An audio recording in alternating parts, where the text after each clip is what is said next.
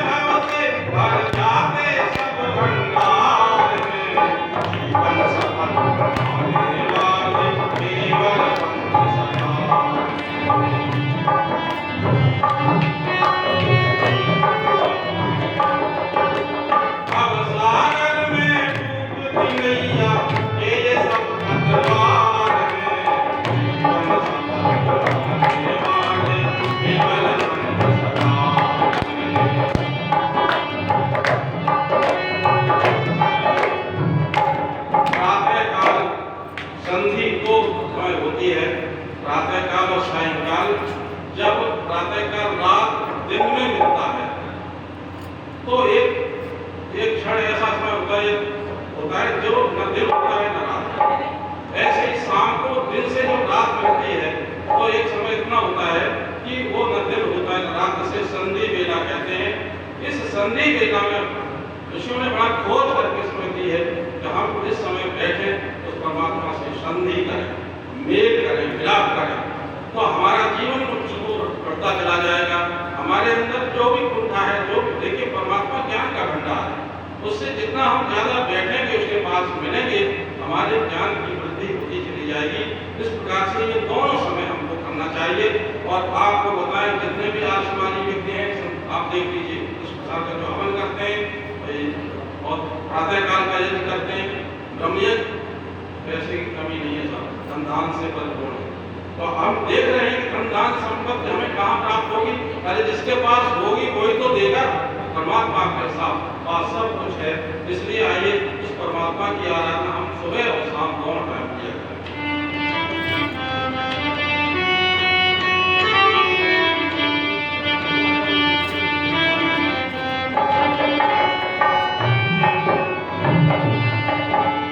नित्य करो स्वाध्याय सदा, सद्ग्रंथों को पढ़ते रहना।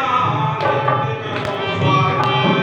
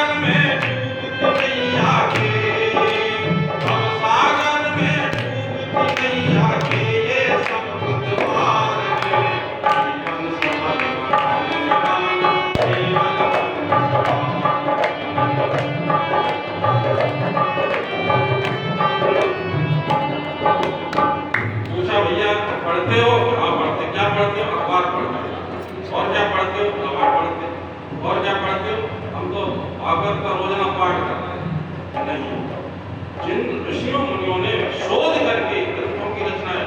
वेद और वेद से, उपनिषद उपनिषद से दर्शन, ये क्रम है।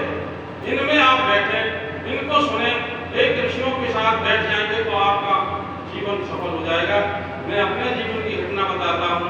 2007 में हमें रिटायर हुआ। 10 बजे स्कूल खुलता था रोजाना। 1 जुलाई को स्कूल खुला। मैं भी तैयार हो गए, कहीं चौराहे पर पहुंच गया, बच्चे चौराहे पर। अब कहाँ जाए, विद्यालय में कोई जगह नहीं, नाम अलग। वहां जाने के बाद 5 मिनट खड़ा रहा मैं वहां पर। फिर मैं लौट करके अपने गली के मुहाने पर खड़ा रहा, बच्चों को आना जाना देखता रहा। बड़ी कुंठा हुआ, जो रोजाना जो काम करते थे छूट गया। अब क्या करें, घर पर गया। आज समाज में आने के पश्चात, पहले में आज समाज में नहीं था तो किताबें लेना व्यर्थ समझता, तो बेकार की चीजें थे।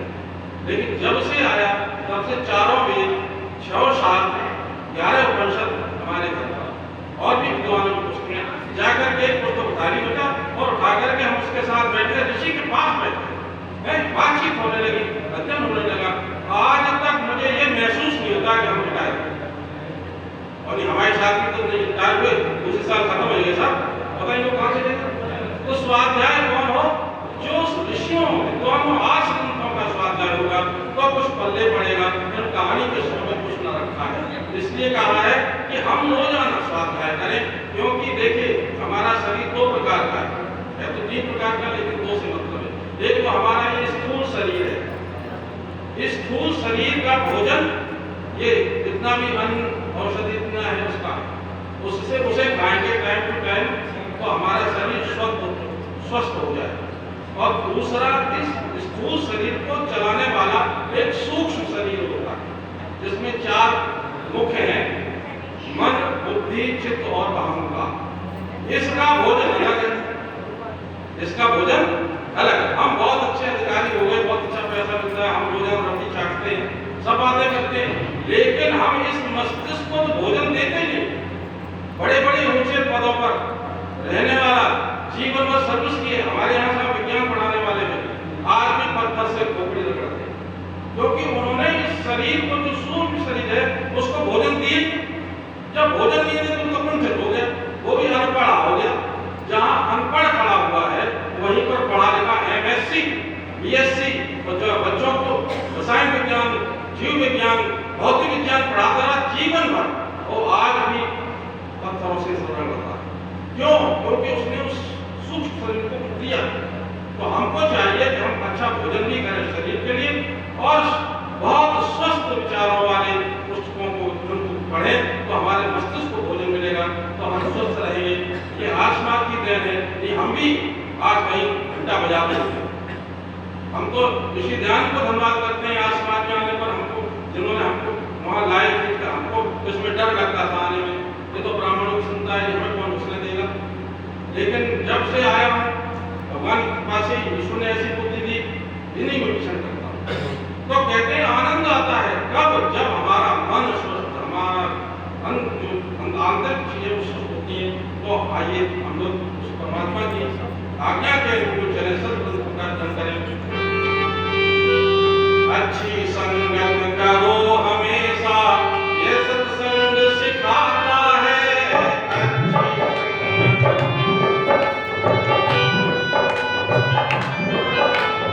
अच्छी संगत करो हमेशा, ये सत्संग सिखाता है।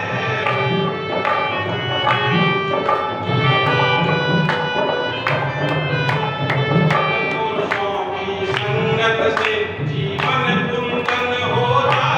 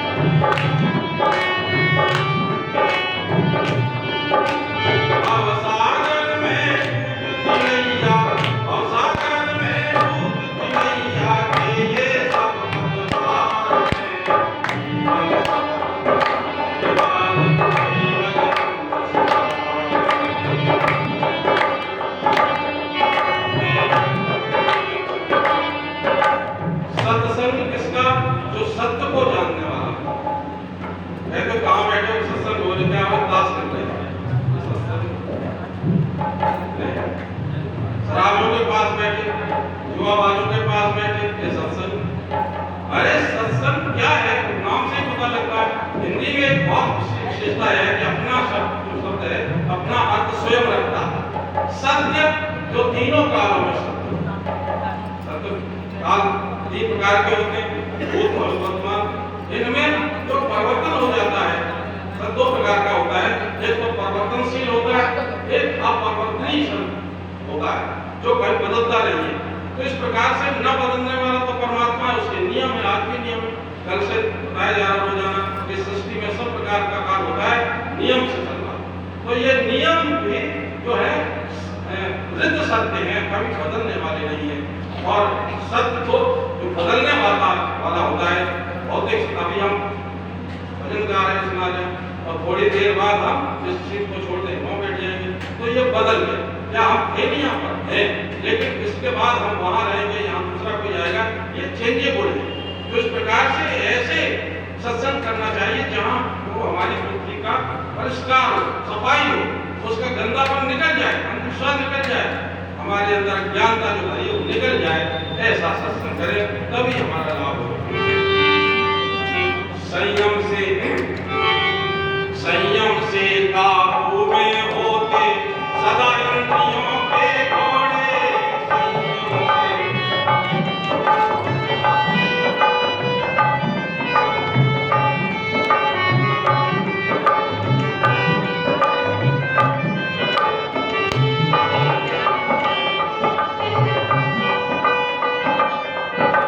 संयम से काबू में होते सदा इंद्रियों के घोड़े। नर अपने मन की लगाम को ढीला कभी नहीं छोड़े।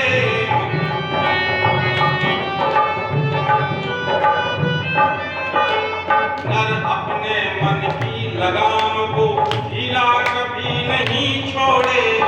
घोड़े ही बेकाबू हो तो, घोड़े ही बेकाबू हो तो बच पाना दुश्वार है।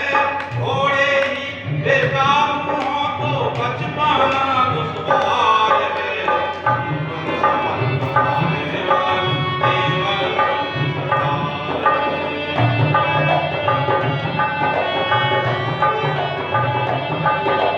अब सागर में डूबती नैया, अब सागर में डूबती नैया के ये सब पतवार हैं।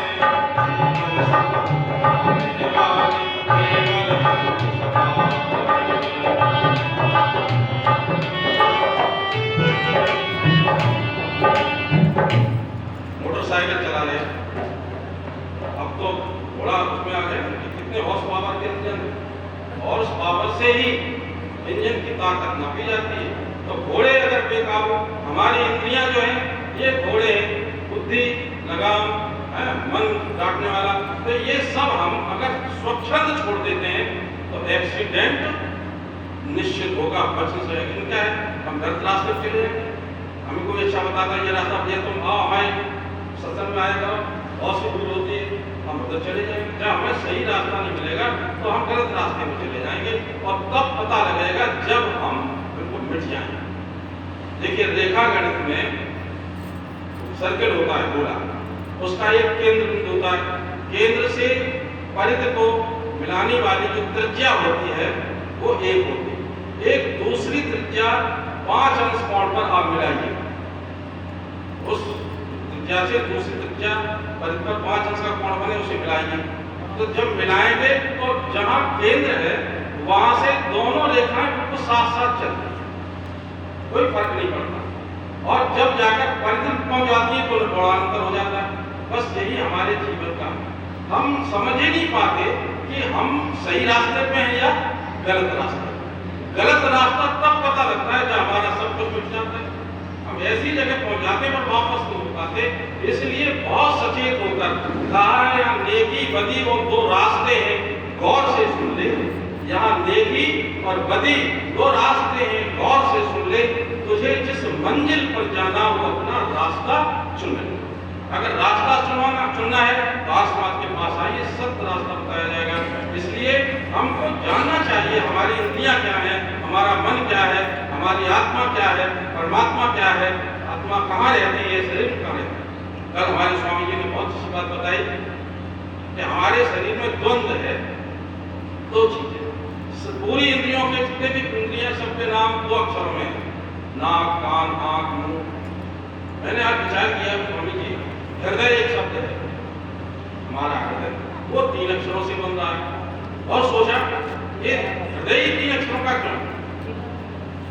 हमारी जो बुद्धि में आया कि हृदय तो जीवात्मा का स्थान है और वहीं परमात्मा मिलेगा, इसलिए उसको 3 अक्षरों माना। बहुत अच्छी बात कही। हम अपने हृदय देश को छोड़ करके इंद्रियों में बातें कर रहे हैं, द्वंद्व में।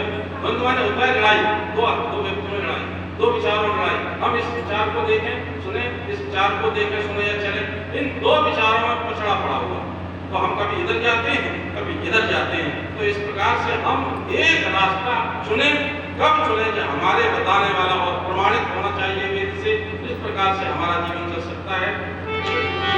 सेवा धर्म बड़ा ऊंचा है, सब अपने हो जाते हैं। सेवा धर्म,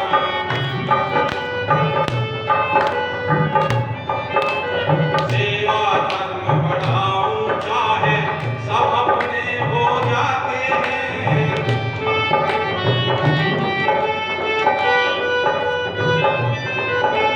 सेवा करने वाले को ही देव पुरुष अपनाते हैं। सेवा करने, सेवा करने वाले को ही देव पुरुष अपनाते हैं।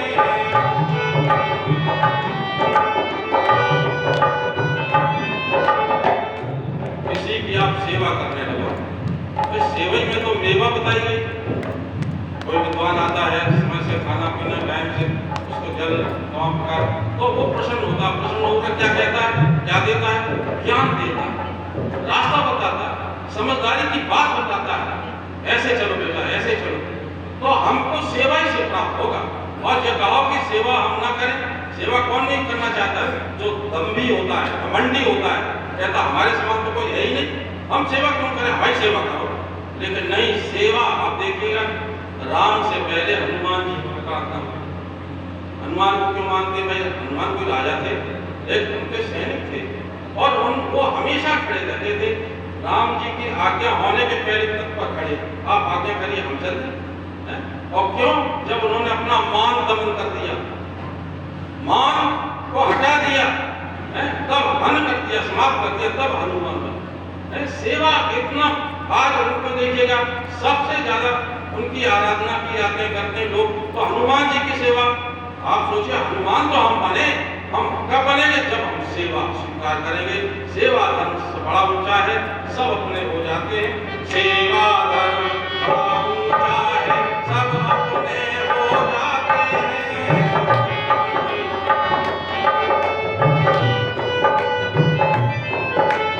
सेवा करने वाले को ही देव पुरुष अपनाते हैं। सेवा करने, उस जन जन के सेवक जन से, उस जन जन के सेवक जन से सब जन करते प्यार है। उस जन जन के सेवक जन से सब जन करते प्यार है।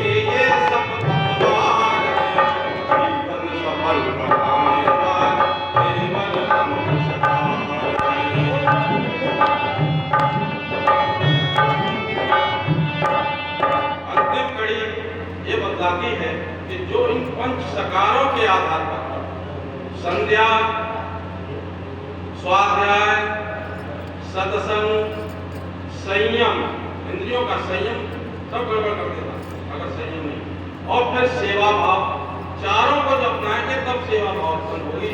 इन सेवा भावों से, इन पांचों से जब हमारा जीवन आप्लावित हो जाता है, आप्लावित कहते हैं जब नदी में स्नान करने जाते हैं तो हम नदी में डुबकी लगाने लगते हैं, तो हमारे चारों ओर जल ही जल होता है।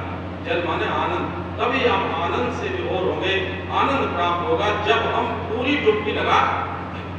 तो इस प्रकार से हम उस परमात्मा को प्राप्त करके उसकी आज्ञा का पालन करके हम सुख भोगना चाहते हैं, आनंद भोगना चाहते हैं। हम ये करना नहीं चाहते तो बताइए आप, हम उसकी योग्यता नहीं रखते। हम जब बीए में तब पढ़ेंगे जब इंटर हम पास कर लें, 12वां पास हमारा होगा, फिर कितनी उसकी बताइए कि 50% से ज़्यादा होगा तो एडमिशन होगा, या 60% से ज़्यादा होगा तो एडमिशन होगा। तो इस प्रकार से हम उस योग्य तो बने, तब हम जा करके उस शिक्षा को प्राप्त कर सकते हैं। बस यही जीवन का मूल है। श्रद्धा पूर्वक जिन्होंने पंच सकारों को अपनाया है,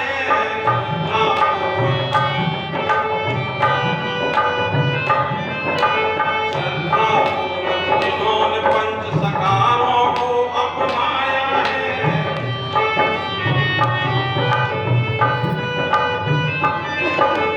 उन्होंने मानव जीवन का सच्चा